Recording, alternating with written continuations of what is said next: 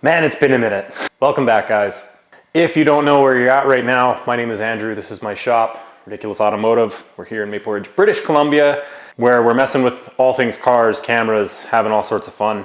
Last episode ended off with me on the Overcrest rally. It's been quite a while, almost a month since I picked up the camera since then. All the responsibilities that I had shirked all summer, had to take care of them once I got back. So had to take a little break from filming, but we're back now, rolling right into it with a little bit more work on the GC8, which is right next to me here. As you can see off in the distance, I have some door panels that I would like to install. It's going to require a little bit of modification to the door panels themselves, some of the switches, and it's just going to add a really cool racy look to the interior. It's going to lighten it up a little bit, and you know, it's going to be a sign of things to come for the car. So let's not waste any time, roll the intro, and let's get to it.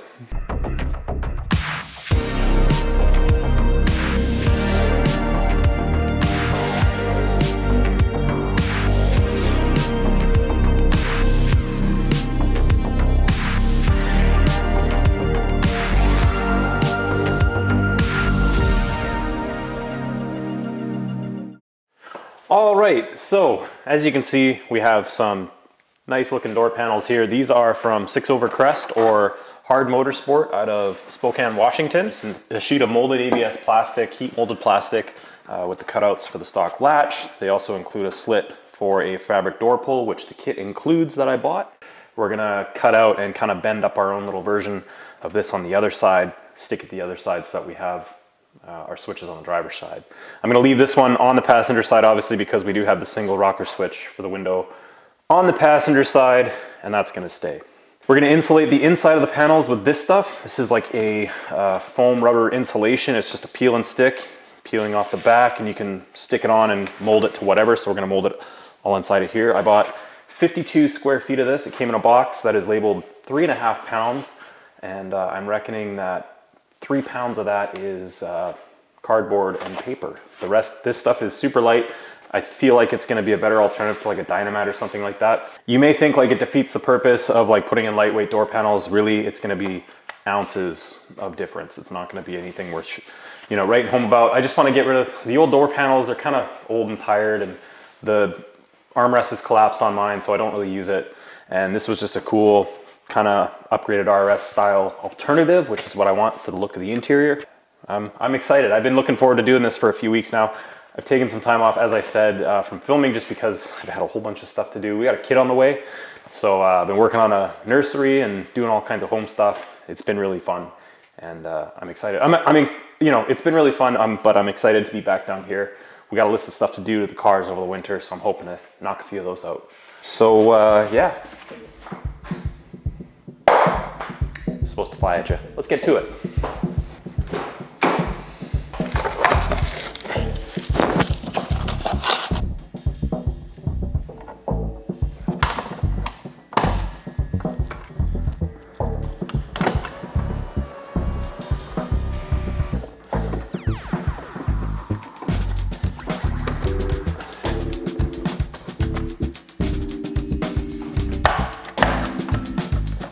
Coaxing.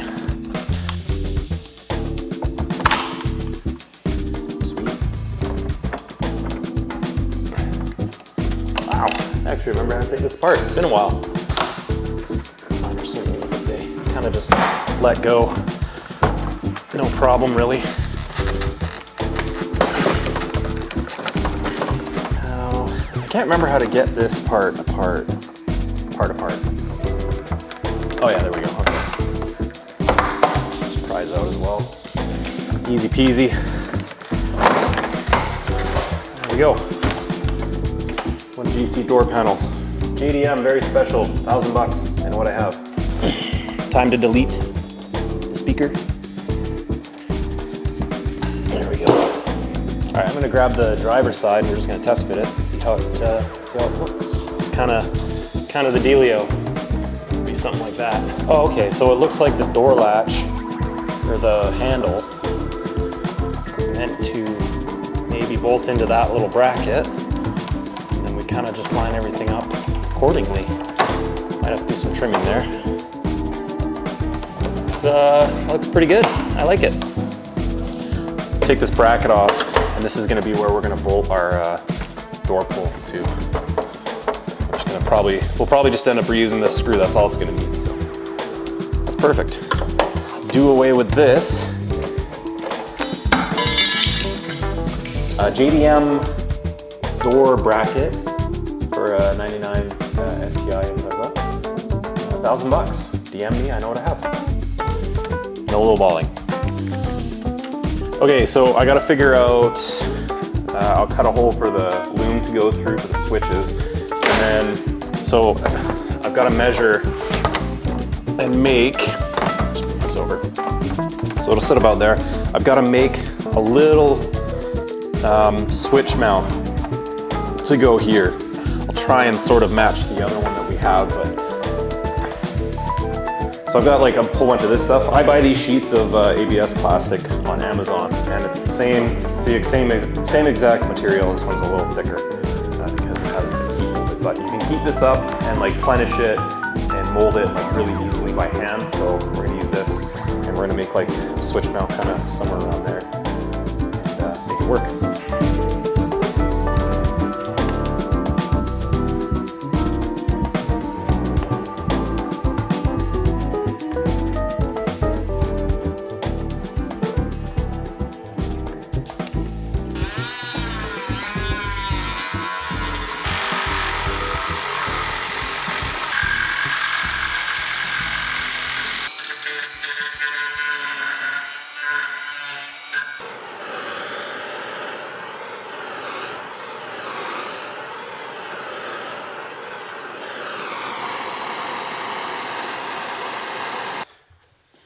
90 about there.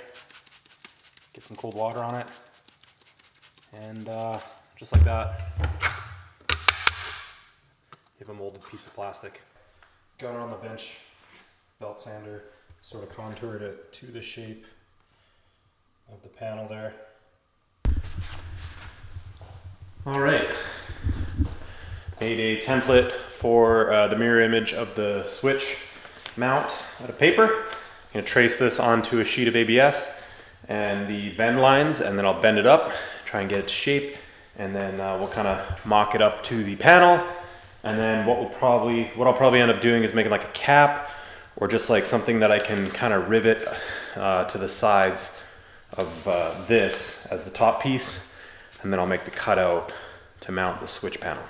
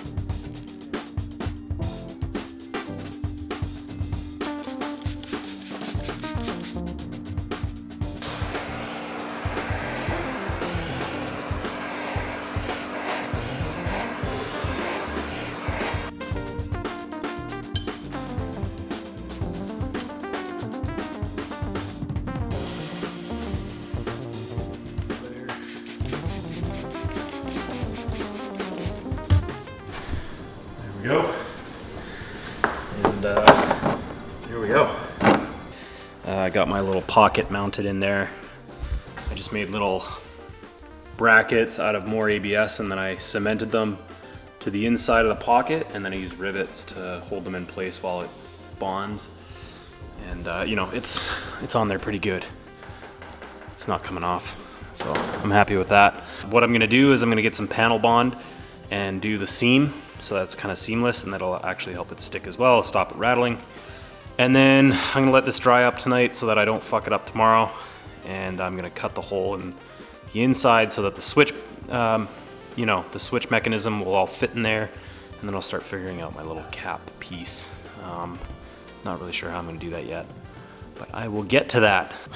Would have liked this to have been, you know, like a 3-hour ordeal, but I'm overthinking everything as usual, and you know, I'd like it to kind of match, so it's the best I could do. But I mean, the texture of the material is pretty close, looks pretty good. So once I get some brake cleaner and get rid of all the gold and get that mounted in, it's gonna be pretty slick. So. All right, several days later, haven't really been back down here. I got as far as working on this pocket for the switches. Now I'm gonna work on cutting out the back side of this pocket in here so that the switches will, so that we actually physically have space to install the switches into the top piece, unplug them, move them if we got to, like any of that stuff. So sitting a little awkwardly because I kinked my neck last night, so gonna be moving around a little weirdly, but I want to get this done so that I can install it and then work on the passenger side and the rears, because those will be 10 times easier, as that side already has the panel or the switch mount on it. All right, let's get this thing done. Okay, got the top piece of the switch mount made. I used the wrong side of the material, so I wanted this textured side on the top. Just gonna retrace this, and plus it's split here because I got too aggressive with the cutters. Trace it and recut it and round off the edges, and we're good to go.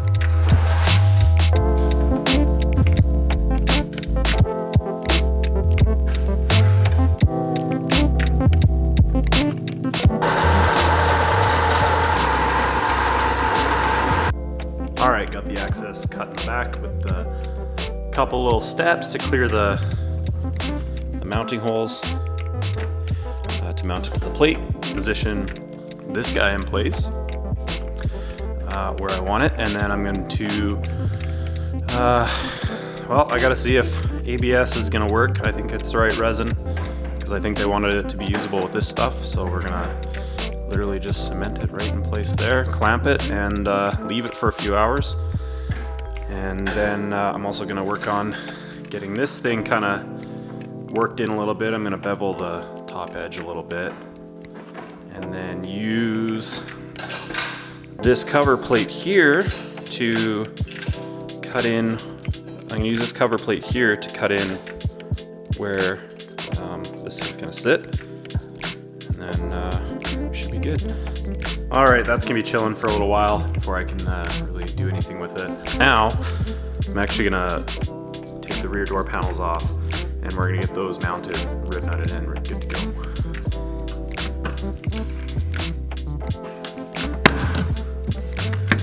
These ones are stiff.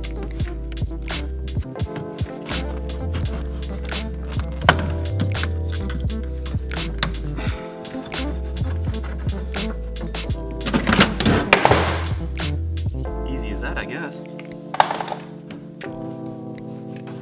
Let's see how this looks.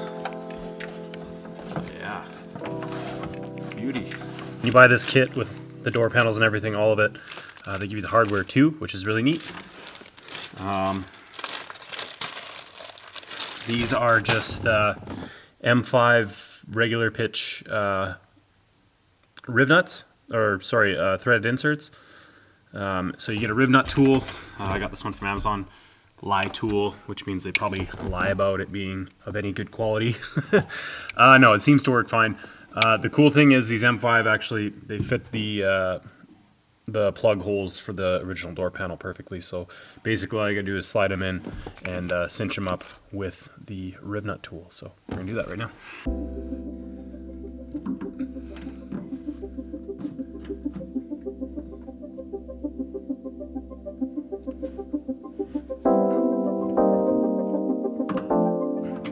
So update. Got the rear door panel in with the shroud for the door handle. Unfortunately, I didn't realize that I have to leave the switch connected or the wires connected somehow in order for the master switch to operate the window. Got that circuit has to be closed. Got the door pull fished through. I wasn't gonna do it, I just had to after all, because it was super easy. There's literally like a plug hole right behind there that I made work. But I do have to take it back off because I have to throw the foam insulation on the back of it to stop it from rattling against the brackets and everything. It's just this thin rubberized foam stuff. It's really sticky. You just peel the backing off and you can stick it to whatever you want. Front one's done. I got the switch panel all dealt with and looks pretty good. Unfortunately, I didn't I didn't mount this one very well. It's actually like quite offset on the holes.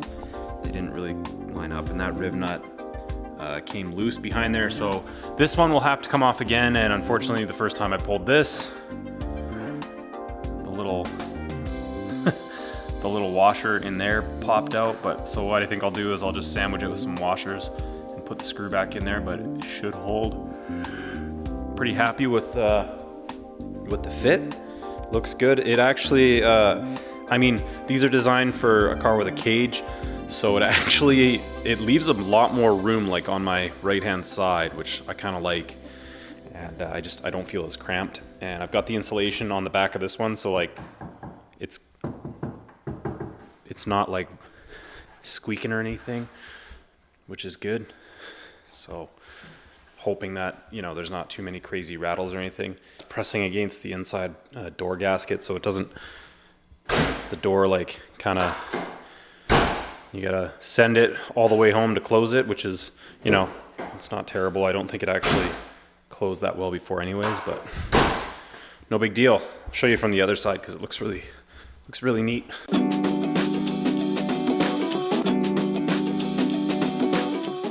Anyway, it looks good. I like it, and you know, lose a couple pounds out of the car, which is pretty neat. I've got a few little things to refine, and then I've got to work on the passenger side, and it won't be, now that I know kind of what's what over here, it won't be too bad to deal with. So cool little project.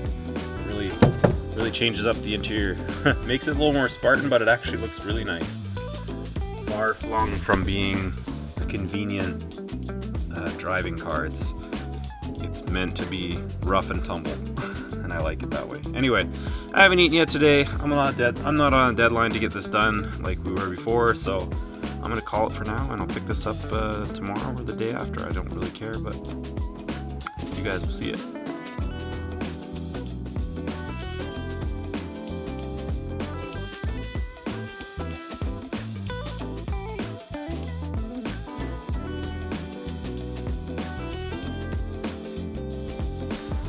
All right, it is quite some time later. The door panels are done. They look excellent. The pull straps and everything in this side worked out really good with the switch. I just ABS cemented the stock panel underneath here. Grabbed it perfectly. Really happy, it looks real good. I kind of tidied them up with some spray detailer and stuff, so they're all nice and fresh. We're gonna be centering the steering rack.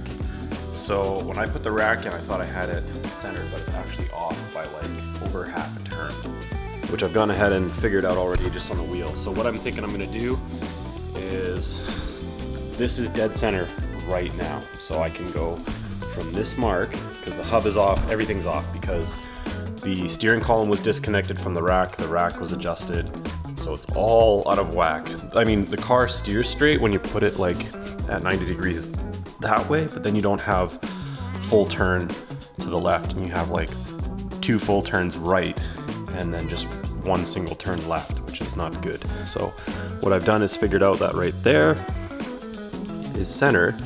This is full lock right, and then I have full lock left marked there. So what I think I'm gonna do is, now that it's dead center on the wheel, I'm going to adjust the toe, because of course you can see that we're slightly turned right, as it would be being offset on the rack. I'm gonna pull this tie rod in, push that tie rod out, get it close as I can so that we're within a sort of alignment spec, and then Once I'm done that, I'm actually gonna pull the hub and the wheel right off, and I'm gonna center that on the splines with the wheels pointed as straight as I can get them, because it was kind of annoying me pulling into parking spots.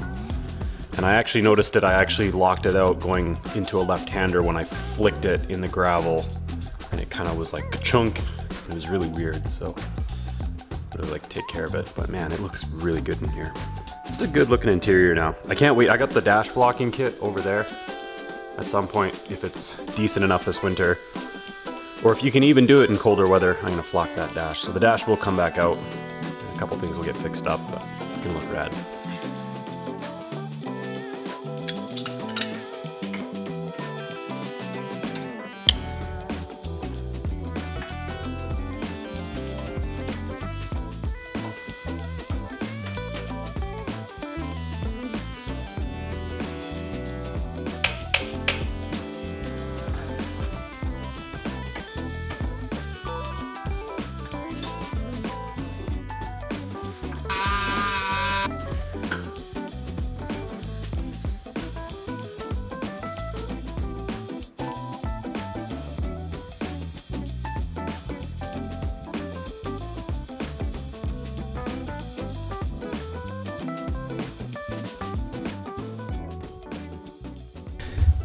All right, got the front end sort of dialed. I've got to put it on the ground and cycle the suspension to get it nice and straight, but we'll do that after. I have an end link problem in this car. This is a two-piece front sway bar end link. When it happened, I don't know when I lost it, but it's just old and cruddy and it let go. I've got these shortened up Cuzco aftermarket ones that are apparently a lot better. My research got them from I guess you can get them from Nangoon, but I got them from Fast WRX. You throw these in the front and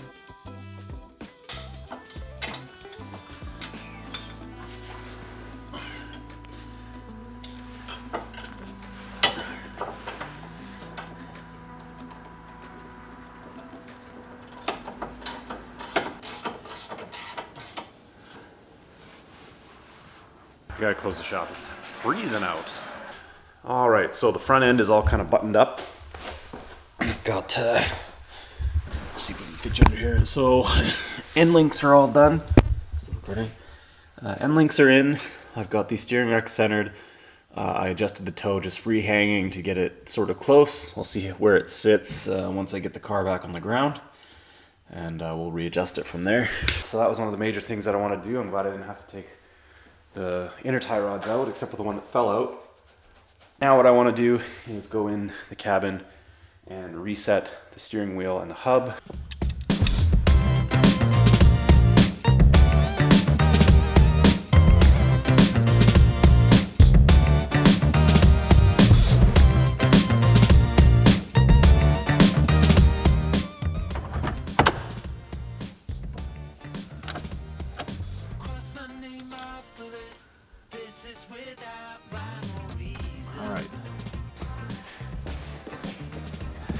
Hey guys, what's up? It's been quite a few weeks since that last shot. Got the steering rack centered in the GC8, checked the alignment with the front toe, which off camera I got these toe plates that came with tape measures and stuff, so I can, do my home garage toe adjustments for when I gotta get in between alignments. Pretty stoked because I actually nailed it pretty good, both ends, so I actually dialed it in pretty good with the eyeball and the tape measure. Other than that, GC8 has been doing pretty good. I've been driving it. Front end links are working out pretty good. What I couldn't show you in that last set of clips there was the rear sway bar mount actually broke. One of the bolts wiggled its way out and sheared off the mount. As you can see, this is the rear sway bar mount and that's the one that broke. It's supposed to have that on there and it does not. Off camera, or not off camera I should say, I was actually trying to film some reels for Instagram and just do like some upright video, but I don't have the interest in making all that. If you want to see that shit, you can come here. But I did actually get to making a new bottom plate for the other side, which I'm going to mimic on the broken side here. I've got it traced out on this piece of flat stock, and I'm just going to cut that and weld it to the old bracket like I did this one, but we're going to save that for the next episode. I am going to end this one here just because I have a whole lot of stuff on the way that we're going to kind of tinker with this before I got a trip coming up at the end of the month. I've got some rear springs that are hopefully going to take care of the butt sag. The rear springs are pretty stiff on this car. It does like to bounce around a lot, so I'm hoping that the springs that I've got, they're just like 2.5 stock RS 2.5 springs that are like reproductions, and they should have a little bit of a softer rate than these STI springs. Also got a Dorman 04 STI drive shaft coming because I want to swap that in and see if it takes care of the vibrations that we've been getting.